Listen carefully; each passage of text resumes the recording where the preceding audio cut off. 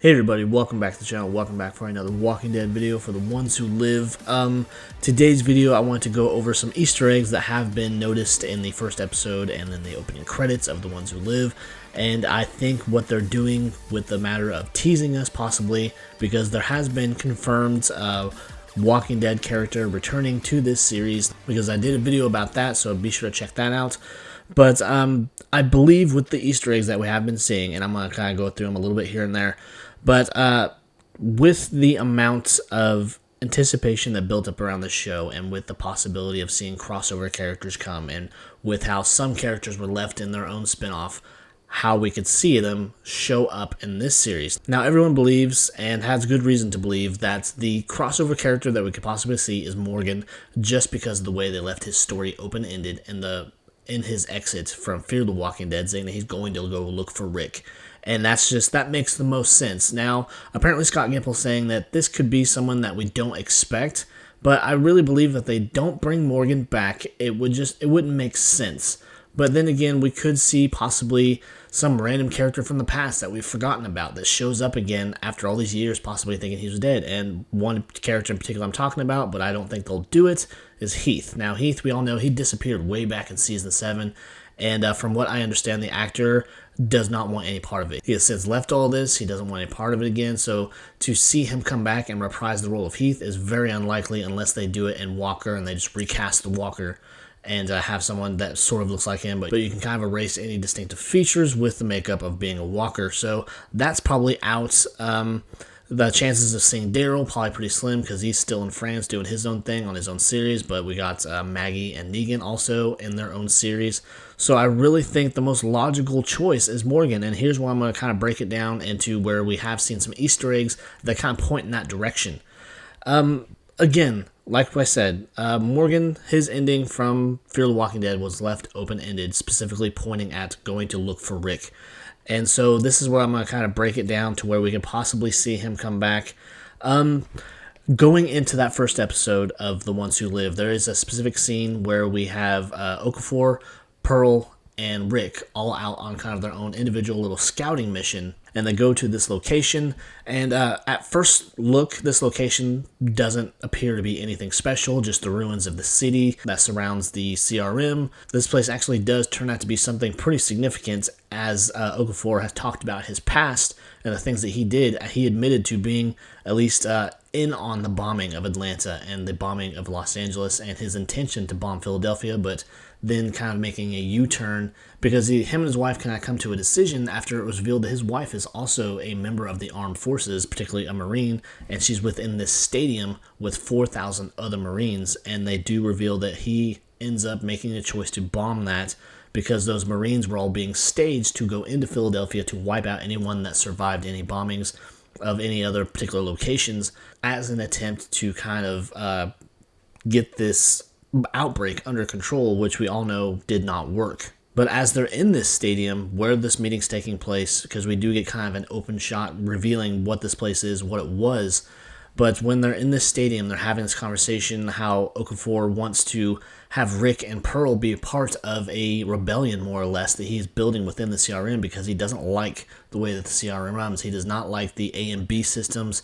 He does not like just in general how the CRM does its operations. He wants to change it from the inside. He wants to make it better and basically be on a mission to save the world. And so that's why he's been very reluctant and just will not let Rick get away, because he believes that he can be a valuable asset to that rebellion along with Pearl Thorne, because it is also revealed that Pearl at one point tried to kill Okafor, and that's where that scar comes from on his forehead. But getting into the details of this, why I'm making this video, but while they're having this conversation, he hands them books out of a bag, and if you catch it at the right time, one of those books actually points at Morgan. It's the same book that he was given by Eastman when he was really in that just horrible state of mind where he was just in kill rage mode all the time. And that book is called The Art of Peace, and this is part of that stack of books that he hands to Pearl and Rick. So that's just one of the Easter eggs that's pointing at Morgan possibly showing up within the last couple of episodes, or maybe here in the next couple. We just don't know yet. I think the next few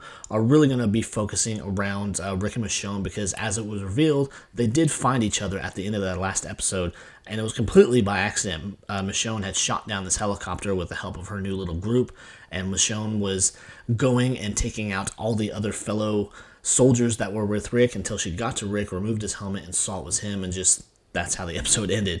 So that was kind of a rough one. But as we talk about the opening credits, even there they have laid an Easter egg that could point at possibly Morgan showing up, or just, if anything, pointing at how the CRM is very all-knowing at this point. They know where a lot of these things are taking place. They know what's happening in the world around them. And it's within that opening title sequence, while we have a few different shots of the United States where it shows the locations of Portland, Omaha, and the other location, which is the secret location of the CRM, their primary location. We see down in the Texas area, we see a radiation symbol showing that this is a fallout area. So they know very well what's going on down there. We've seen it in Fear the Walking Dead, where Morgan has actually come face to face with these people and he's had to fight his way out. And so that just leads me to believe, and leads a lot of people to believe, Morgan's going to be the one that shows up looking for Rick, or at maybe last second being a lending hand to getting him out of there, or just being a part of the plan in some way where we could see him return, bring that full circle to where we first saw them way back in season 1 of Walking Dead, where they first met, and just really closing out that section of the story. Now, as far as Rick getting home to being with his family, to being with his friends, that's still very much under discussion from everything I understand. It's something that Scott Gimple himself has really teased, and just, he's not really coming out and saying outright, because I don't think they have a solid plan in place. They're probably waiting to see how this does, but I mean, honestly, this is going to do great. That first episode was just everything I wanted to see in the return of Rick Grimes and Michonne, and just return to this world, because our Walking Dead content is going to be kind of limited, because with The Ones Who Live, we'll have this, and I think springtime is going to be kind of open, and maybe we'll get Daryl Dixon around the summertime, fall time, but we will get that sometime this year. But it looks like the Negan and Maggie series will not return until next year, so we're going to have a small gap of time in between our Walking Dead content.